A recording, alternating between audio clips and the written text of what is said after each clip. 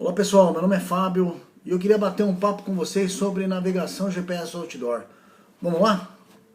Então a primeira pergunta que eu quero responder aqui é onde usar a navegação GPS outdoor, né? Então a gente usa um equipamento igual a esse caso aqui é um E-Trex da Garmin, né? O fabricante Garmin, enfim. É um equipamento muito simples, eu acho que é a entrada da Garmin, já tive outros, esse aqui está me atendendo muito bem. Onde a gente usa esse tipo de navegação? Quando a gente não tem os parâmetros de cidade, rua, quarteirão, CEP, esse tipo de coisas cartesianas que existem na cidade, né? Já na natureza a gente não tem esse tipo de coisa. Então a gente usa a navegação GPS outdoor em momentos com a natureza, né? Praticando algumas atividades, como trekking, bike, moto, que é o nosso caso, enfim, onde você queira andar ali e conhecer alguns lugares. O legal da navegação GPS, né, você ter um equipamento como esse, além de determinar o caminho que você vai seguir, que isso é bem legal, a gente tem uma outra possibilidade, você pode marcar pontos interessantes, né, chama waypoint. Quer dizer, você pode marcar ali uma cachoeira que você queira visitar, algum perigo, abismo, enfim, que você deve tomar cuidado. Então você pode marcar os waypoints na medida do teu caminho, né, e você pode ser alertado com isso. Legal?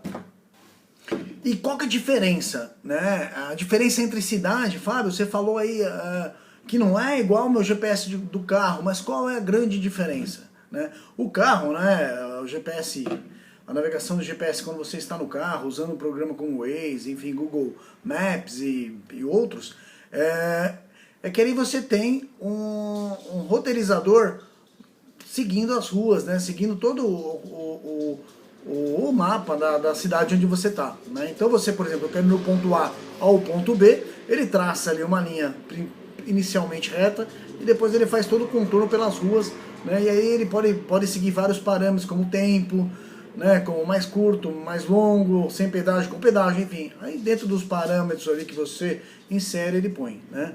A navegação em si, desse software ou mesmo do GPS lá do seu carro, em geral você tem uma seta lá, ou um carro, enfim, alguma coisa que você identifica que é você, e você tem lá o caminho, né? Só que a vantagem, né, o Waze e tal, ele vai te falando, vai te ditando o que você tem que fazer. Então, 100 metros, vira à direita, né? 500 metros, vira à esquerda. Cuidado, tem uma lombada, radar, enfim, ele vai te editando, vai te falando. Legal, essa é uma navegação que vocês estão acostumados aí. Já no GPS, um equipamento que nem esse, né? Já no equipamento que nem esse, a gente não tem essas facilidades, e no mato, por exemplo, não tem esse tipo de pontos, né? De rua, de quarteirão, não tem essas determinações, né? Essas coisas tão fechadas, Então, na verdade, é parecido com a navegação que você faz aí do Waze e do Google Maps, né? Só com um detalhe, tá? Ela só tem aquela setinha e o caminho, né? Não tem ali indicação de quarteirão, anda 100 metros. Então, essa é a grande diferença. Quando você tem um equipamento que nem esse, andando na natureza, né? Porque aqui a gente está dizendo, gente, só para um lembrete aí. Aqui eu estou falando usar esse equipamento na natureza, outdoor, né? Porque ele também faz a mesma coisa que o seu Waze faz, ele faz isso dentro da cidade. Obviamente, você não vai usar isso, né, na cidade, porque você tem o Waze no teu celular, muito mais fácil, você põe, ele te dá outras variáveis que esse equipamento aqui não dá, né? Tempo, trânsito, esse tipo de coisa, né? Então você não usa, ele faz, você não usa. Mais legal. O que eu estou dizendo aqui é navegação outdoor, né? Fora da cidade, na natureza, né? Então, na natureza você vai ter a setinha, exatamente como você tem aí no teu carro, quando você anda aí na rua, e o caminhozinho, só isso, né? Então, qual que é o teu trabalho de navegação, né? Se manter a setinha no caminho, né? Então, se você tem a setinha no caminho, né? Se você tem o caminhozinho, né? Igual aquele, no caso aí, aquele em geral é rosa, né? E a setinha azul, você tem que manter isso. Se tá fora, se o caminho tá passando aqui e a setinha tá aqui, quer dizer, você tá fora. Você sabe que você tem que ou voltar e tentar fazer o caminho certo, ou tentar achar algum desvio, alguma coisa para achar o caminho aqui, tá? Então é isso aí, essa é a diferença. Então, pessoal, para a gente terminar, né, o que você precisa aí para se aventurar na natureza usando aí um GPS, né? Você precisa do equipamento, pode ser um equipamento como esse aí, que é um E-Trax aqui 10, tem um E-Trax 20, tem um E-Trax 30, agora tem um E-Trax 30X, 20X, enfim. Eu já tive touch, já tive grande, já tive pequeno. Esse E-Trax para mim 10 me atende legal. Se alguém tiver alguma dúvida de equipamento também, a gente conversa, troca ideia sem problema nenhum. Então se você tem um equipamento, pergunta, pode com o celular? Pode sim. O celular também consegue fazer a mesma função aqui no GPS. Então o que eu preciso? Ou no GPS ou do celular. Vou pôr aqui embaixo, aqui nos comentários, quais são os aplicativos que eu uso, né? Eu tenho 2 aí que eu uso, eu vou pôr o link aí. Aí você baixa lá na tua Play Store, enfim, você baixa lá no teu celular e começa a brincar. Qual é a diferença desse e desse, né? Porque, por exemplo, esse cara aqui acho que custa uns 400, 500 reais. Por que eu vou pagar 500 pau num aparelho como esse se eu tenho o celular? O problema é a autonomia da bateria, né? A autonomia da bateria de um celular com o GPS ligado é curta, né? Esse daqui dura 2 dias, por exemplo, né? De trilha e tal, então a gente não tem problema, a gente leva a pilha reserva, né? Para qualquer tipo de atividade outdoor, né? Hiking, bike ou mesmo moto, né? Que a gente faz aí trilhas de moto. Então a gente leva, mas pô, uma bateria, aquelas alcalinas, né? Dura uns 2 dias sossegado, não tem problema nenhum. Então você precisa do equipamento, mais uma coisa que você precisa antes de você sair, que essa é a grande diferença aí da navegação. Você precisa do mapa, você precisa do plano pré-estabelecido, né? Não é que nem a gente está acostumado no carro, pô, eu ponho o endereço e ele automaticamente me cria a rota. Não, a rota precisa ser pré-estabelecida. O plano precisa ser feito com antecedência ou chupinhado de alguns aplicativos. A gente pode falar melhor disso num outro momento, se vocês acharem que é legal, tá?